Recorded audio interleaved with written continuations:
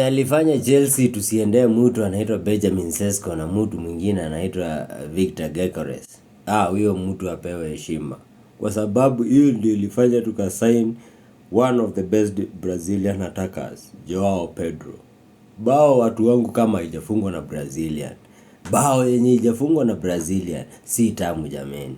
Angalia bao leo Pedro amepiga.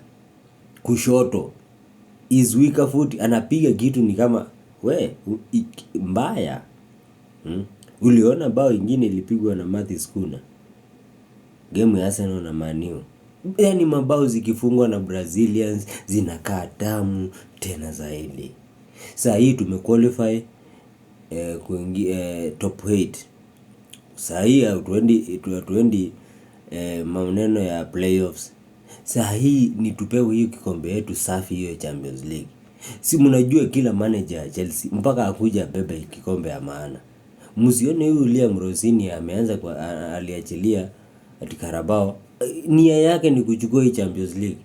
Hii Champions League hii ni kubwa kuliko hii vitu vingine. Ukichukua Champions League, mtu wangu unasalimiwa kwa heshima. Na Champions League is the only gateway ya kuingia kwenda kucheza Club World Cup. Na hizo ndio zetu, vikombe prestigious.